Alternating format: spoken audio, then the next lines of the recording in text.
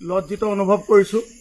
এইজন যুৱক এজন ফটুৱা যুৱক, যিজন যুৱকৰ কোনো গাঁৱত অস্তিত্ব নাই, এজন চোৰ, দালালি, মদাহী।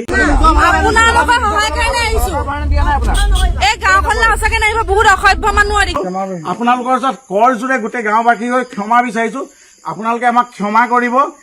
এই ভিডিঅ'টো আপোনালোকে শেষলৈকে চাব পাৰোঁ, কিন্তু তাৰ আগতে দুটা কথা কওঁ বুলি আহিলোঁ। প্ৰথমতে শিৱসাগৰবাসী ৰাইজক আন্তৰিক ধন্যবাদ জনাইছোঁ। দুখৰ সময়তো আকৌ দুখ, এজনে কিবা এটা কৰিলে গোটেই গাঁওখনৰ বদনাম হৈ গ'ল। সঁচাকৈ এজনৰ কাৰণে গোটেই গাঁওখনৰ নাম বা অঞ্চলটোৰ নাম বেয়া হৈ যায়, নহয়নে? এই দুখৰ সময়ত আচলতে মানুহজন বুজিলোঁ ভিডিঅ'টো চাই। আপোনালোকে কৈছে যে তেওঁ আপোনালোকৰ লগত নিমিলে, তেওঁ চোৰ ডকাইত বা বেলেগ মাইনৰ মানুহ, আপোনালোকৰ লগত নিমিলে, তেওঁৰ মাইণ্ডটোৱে বেলেগ। গতিকে আচলতে তেওঁ যিহেতু ক্ষমা খুজিব লাগিছিল, তেওঁ তেনেকুৱা ধৰণৰ অৱস্থাত আছে।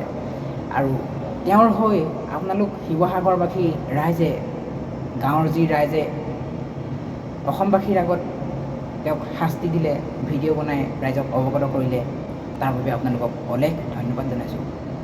ভিডিঅ'টো চাই সঁচাকৈ চকু পানী ওলাই আহিল, ৰখাব নোৱাৰিলোঁ। আৰু মন যায় বহুত সহায় কৰিবলৈ, কিন্তু মনেহে কয় সহায় কৰিবলৈ, টকা পইচা নাই বাবে সহায় কৰিব পৰা নাই। সামৰ্থ্য অনুসৰি যেনেকৈ যি পাৰিলোঁ সহায় কৰিলোঁ। আৰু মাননীয় মুখ্যমন্ত্ৰী হিমন্ত বিশ্ব শৰ্মা ডাঙৰীয়ালৈ মোৰ অনুৰোধ, আপুনি 15,000 টকা দি হাত সাৰিলে নহ'ব।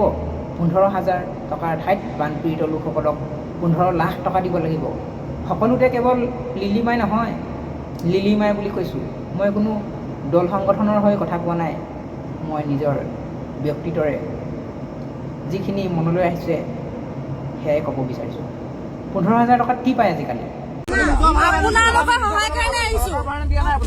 এই গাঁওখনলৈ সঁচাকে নাহিব, বহুত অসভ্য মানুহ দেখিছে নহয়, সিহঁতৰ সহায় কাৰণে আহিছো। আকৌ কেনেকে কৈছে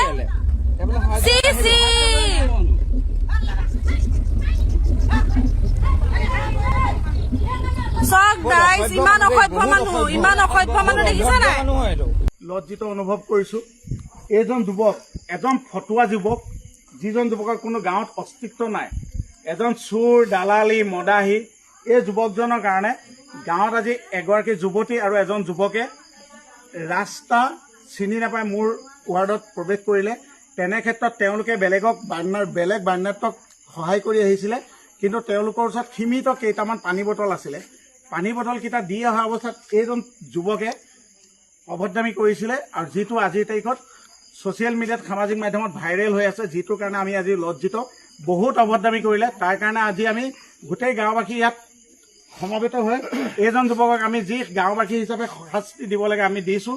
গতিকে অসমবাসীৰ ওচৰত আমি সম্পূৰ্ণৰূপে লজ্জিত আৰু আমি ক্ষমা বিচাৰিছোঁ। আপোনালোকৰ ওচৰত কৰ জোৰে গোটেই গাঁওবাসী হৈ ক্ষমা বিচাৰিছোঁ। আপোনালোকে আমাক ক্ষমা কৰিব। আৰু যদি এনেকুৱা যুৱক এইটো এৰিয়াত আহিলে, যদি আপোনালোকে চিনাক্ত কৰে, আমাক যোগাযোগ কৰিব। প্ৰতিটো সামাজিক মাধ্যমৰ প্ৰতিটো পেজত, যিকেইটা পেজত ওলাব, আমাক যোগাযোগ কৰিব। এনেকুৱা যদি বৈজাত, হাৰামী, গাদ্দাৰ এনেকুৱা যুৱক ওলাই আমাক যোগাযোগ কৰিব, আমি তাৰ বিহিত ব্যৱস্থা কৰিম। কিন্তু আমাক মাত্ৰ অসমবাসী ৰাইজে ক্ষমা কৰক। ওপৰনেজিয়া কৈৱৰ্তবাসী ৰাইজো গোটেই নদী কিনাৰত, বানপৰীয়া ৰাইজ চব মথাউৰিত আছে। এইজন যুৱকৰ কাৰণে আমি বদনাম হ'ব খোজা নাই। গতিকে ইয়াক যি শাস্তি দিব লাগে আমি গাঁওবাসী হিচাপে দিছোঁ। আপোনালোকে মাত্ৰ ক্ষমা কৰক, কাৰণ এইখন গাঁৱত আমাৰ উঠি অহা যুৱক যুৱতী বহুত আছে, বহুত মানুহ আমাক সহায় কৰিবলৈ আহি আছে। এনেকুৱা যুৱকৰ কাৰণে যাতে মোৰ গাঁওখন, মোৰ উঠি অহা যুৱক যুৱতীসকল লজ্জিত নহয়। গতিকে আপোনালোকে আমাক ক্ষমা কৰি দিব। আপোনালোক ৰাইজে তেওঁৰ হৈ ক্ষমা বিচৰাৰ বাবে আপোনালোকক আন্তৰিক ধন্যবাদ জনাইছোঁ। আপোনালোকৰ পৰিস্থিতি অতি সোনকালে ভাল হওক, আৰু এতিয়া যিহেতু শূন্যৰ পৰা ষ্টাৰ্ট কৰিব লাগিব, আকৌ যেন অধিক উন্নত হওক, আপোনালোকে অতি সোনকালে উন্নত হওক ঠাইবোৰ, তাৰে ভগৱানৰ ওচৰত প্ৰাৰ্থনা কৰিছোঁ।